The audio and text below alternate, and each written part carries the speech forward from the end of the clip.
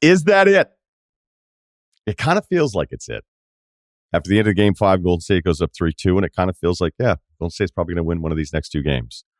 I want to talk about what this means as far as comparing Golden State and Boston. I guess I kind of landed on last night, not that this is some epiphany, but these teams are pretty good. They're not great. They're both pretty good. So I don't know what you would have said. There's obviously a legacy part of this for Steph and Golden State and 4 titles in 8 years and finding a way to reinvent this thing. Boston, this would be, what is this, the start of my dynasty joke that I always think is kind of a go-to after somebody wins something and it has to mean something more than just what it was. But that's kind of where I feel like both these teams are both pretty good. And, maybe Boston could figure out some way to turn this thing around and win the last two. And the reason I even bring that up is because going back to the second round in the East, when Milwaukee won Game 5 by Boston, really just everything went wrong for them in a very short amount of time. And then Milwaukee's up 3-2. I thought whoever won that series would beat the Miami Heat.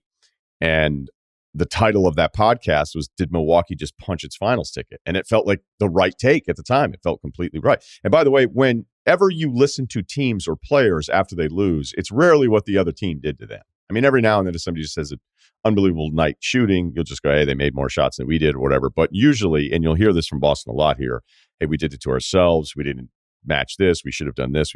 And this is not specific even to Boston, but most teams, it's just kind of the way we all are. If something happens, it's like we never think about how other people impacted what happened. In sports, very often, the team themselves will blame themselves. And Boston should for their turnovers now because they had 18 of them last night, and they're now 1-7 in playoff games if they have 16 or more turnovers. They just constantly, they can't stop doing it. They can't stop turning the basketball over too often in this series. So even though at that moment it felt like the right call, you could look at what Boston did wrong at the end of Game 5, and then Tatum has this unbelievable kind of resume type game for him in Game 6. They win Game 7 at home, and then they move on, and here we are watching him in the NBA Finals. So I guess there's a chance, but it kind of feels like for a series I didn't really have a great read on. I thought they were both pretty even. I thought the metrics that were very pro-Boston all along were just insane with the ratio of it, being anywhere from like 87% chance to win the finals to maybe in the 70s was maybe the lowest I saw anywhere else. But we don't know. We don't know if it's over. The start of this game was ugly for Boston, though. They were down 24-8 with 2:23 to go in the first quarter. Tatum actually had 2 really great stretches in this game. They were not in the fourth quarter. We'll get to that a little bit later. He scored 6 straight points. When it's 27-16 at the end of the first, I thought that was a miracle for Boston. Golden State's defense was terrific. The Wiggins piece of this, I think Clay's been better. Draymond was more engaged.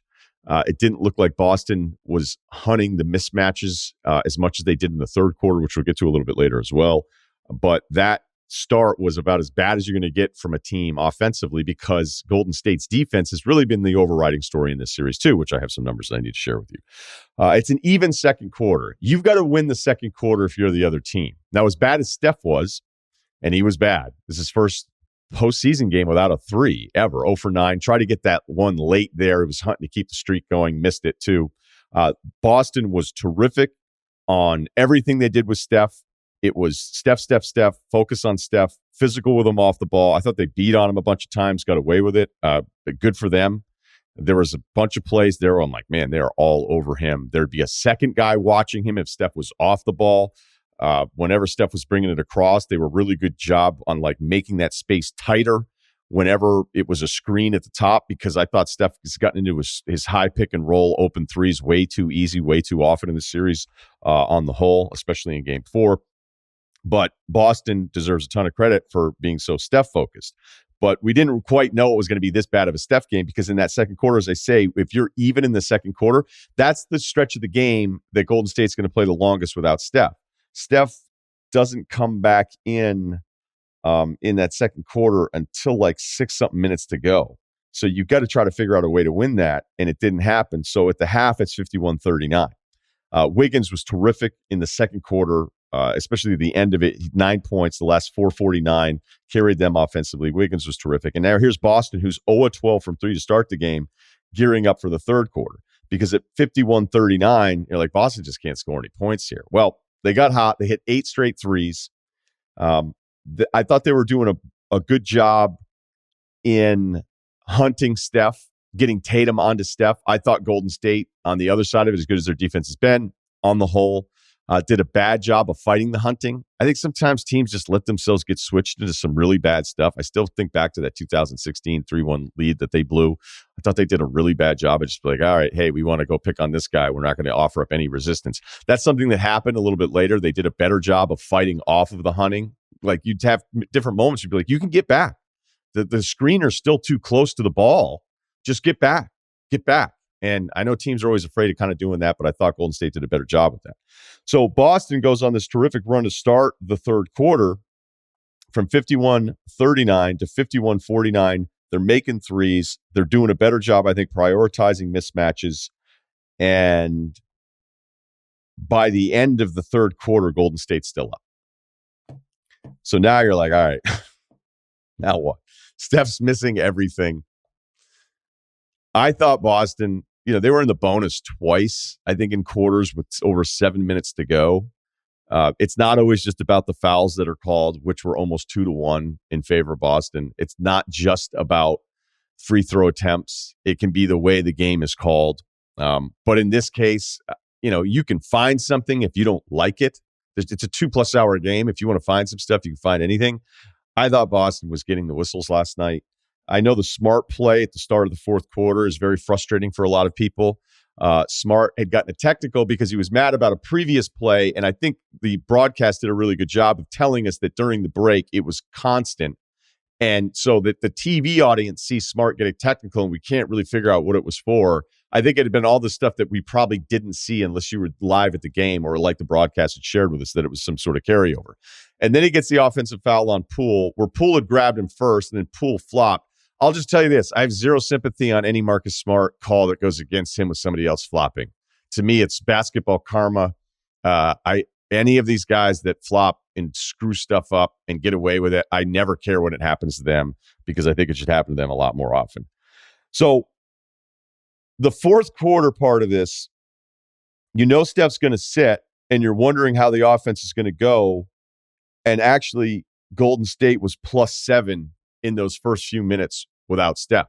So as bad as Steph was, he still makes all of this other stuff happen. The crazy Wiggins layup at the rim where it felt like he took off at the corner, or the elbow, I should say, that was because of Steph. Steph ran something with Tatum on him, went to the right side. Two guys stayed with him. Wiggins cuts behind it. And then Wiggins, has to go through the help defenders at the rim. But that was because of Steph. Steph actually had some nice passing in there, but it was very weird to see him be this hesitant. When he got blocked by Grant Williams coming off that high pick and roll, and Grant did a great job recovering and blocking him from behind, Steph had a couple other looks that were way better than that one where he didn't shoot, which is really strange for him. So they found a way to get into the best shooter of all time's head. They got to him in a way that he started doubting himself in a way that I've just not really ever seen before with Steph. I'm not to say it's never happened, but it's just whenever it does happen, you're like, I don't think he really wants to shoot. He had a play where he kicked out of a nice look on the left side. I think he threw it to Gary Payton and missed. And then when he took that 9th three, I thought that was to try to keep the streak going because at that point, the game was kind of theirs. Wiggins was the story on offense and also defense. If you think of Golden State's defensive runs here now, they've held the Celtics in the 3 losses to 88, 94, and 97 points. In 18 games versus the East, Boston has not broken 100 or had not broken 100 only twice in 18 games. Game 1 loss against Milwaukee, Game 5 win against the Miami Heat.